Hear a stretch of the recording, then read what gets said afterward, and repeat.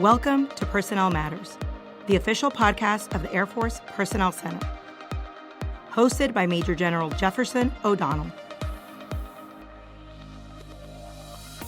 Welcome to Personnel Matters. I am Major General Jefferson O'Donnell, Commander of AFPC and your podcast host. I'd like to also welcome back your Air Force's Personnel Center Executive Director, Ms. Kimberly Toney. Thank you, General. It's great to be back. Great to have you back. Now, we're here to provide information and updates on the programs and processes at the Air Force's Personnel Center that guide your career. This podcast is also a direct line where you can reach out to me with questions, concerns, or suggestions. Your Air Force's Personnel Center executes more than 400 programs covering the entire life cycle of Department of the Air Force military and civilian personnel. Today, we are focusing on Air Force Personnel Center IT, information technology, and the platforms used to access and update Department of the Air Force personnel records and actions. It wasn't very long ago when everything we did here to support airmen around the globe was accomplished on a manual, paper-based system, typewriters and copy machines.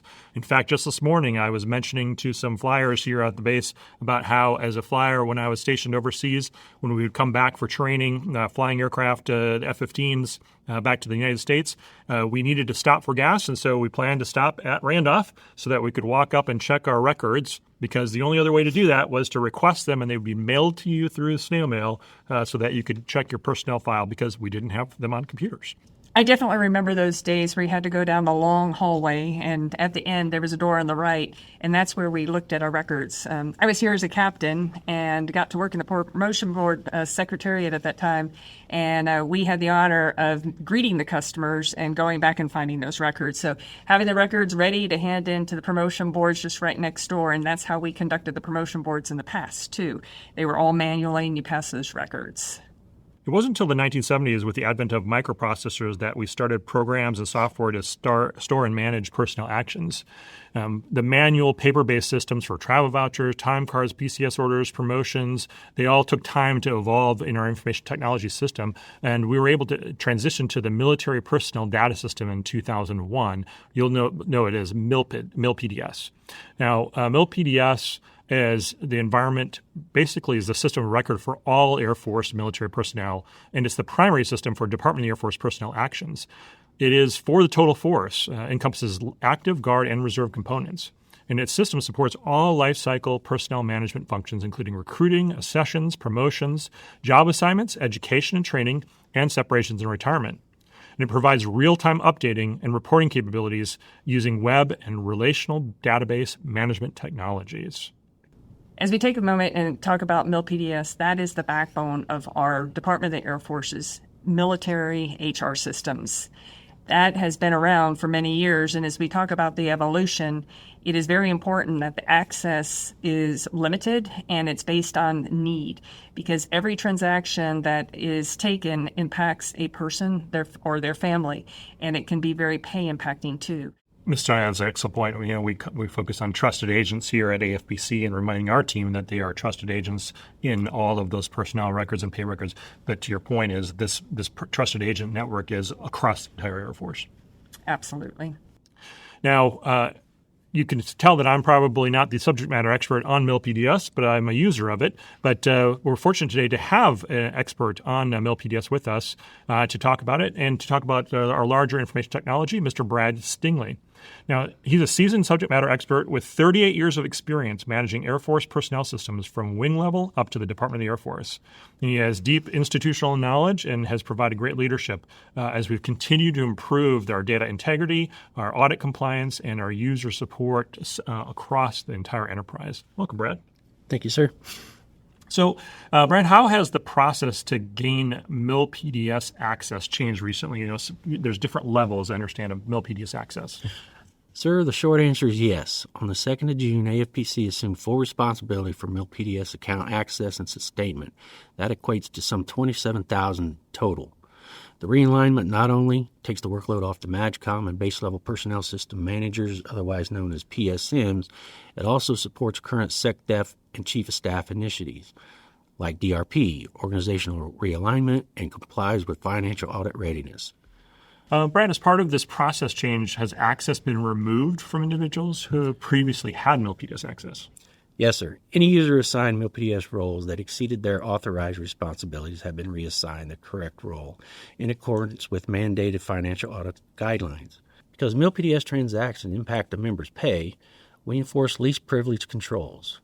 What does that mean? Well, for example, if a CSS personnelist had been given an MPF role, that entitlement was removed to safeguard our audit integrity. Going forward, our pay-affected transactions are now limited to the MPF and headquarter personnel in accordance with the current Air Force guidance. So that's a great point, Brad, because accountability to those different regulations and audits and requirements that are above our level, we have to comply with those, and that's our responsibility here at AFPC to manage that for the entire Department of the Air Force.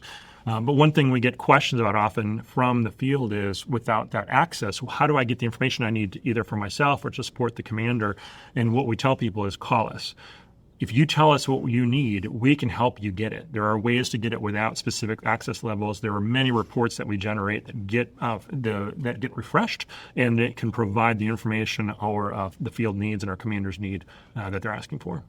Yes, sir, and we do that quite often. Great. Now, the Total Force Service Center here operates a call center 24 hours a day, 7 days a week, 361 days a year, where personnel experts are available to support you and provide answers to your questions. One of the questions we received in the call center was about MilPDS self-service accounts. Our caller states that she knows about the phased rollout of MilPDS read-only self-service accounts for all active duty members, but she's having trouble finding it and asks if that capability still exists. Brad, did the self-service accounts still exist? That's a great question. It does. We began deploying read-only self-service accounts to the Total Force in 2021. Unfortunately, this effort was paused due to some reorganization initiatives that were going on at the time. We're now in the process of revitalizing this effort, and we will broadly re-announce CAC-enabled access to MilPDS read-only self-service applications to our Total Force Airmen. This access will allow our Total Force Airmen and Guardians the ability to view their personnel records online in real time. Over the next few months, we're going to distribute clear communications via the MAGCOM to the MPF to the CSS channels.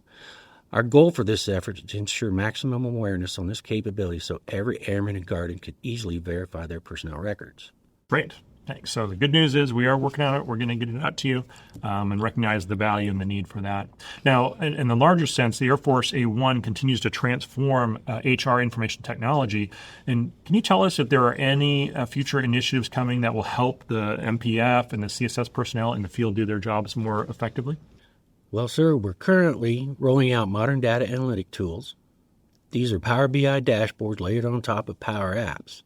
This is going to deliver on-time, actionable insights. These dashboards will provide MPF and CSS leaders real-time visibility into personnel action metrics. It will also help highlight bottlenecks and best practices in current personnel processes.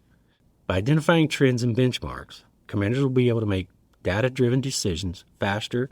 They'll be able to drive continuous process improvement across the enterprise.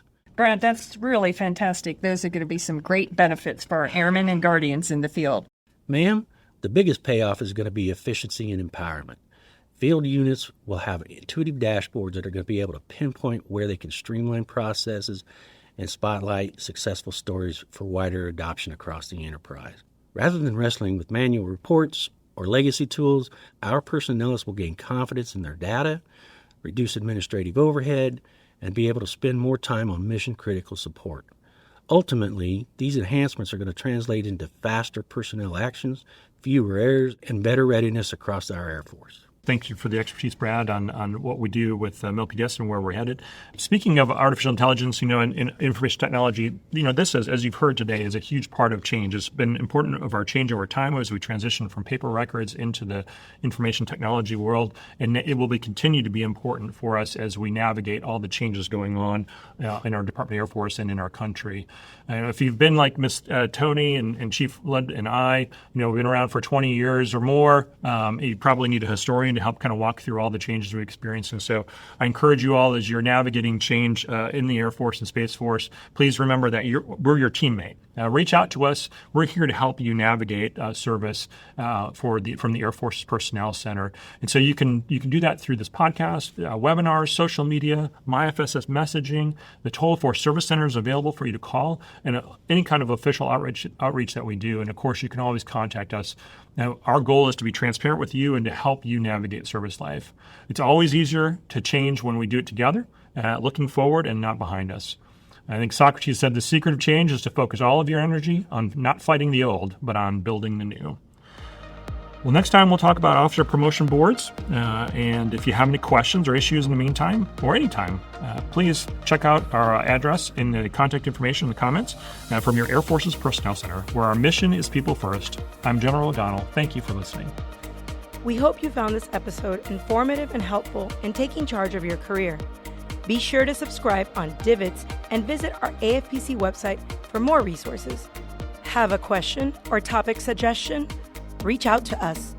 Links to the sites and services presented in this episode of Personnel Matters, along with our website and email address, are on the podcast page. Thanks for listening. We'll catch you next time.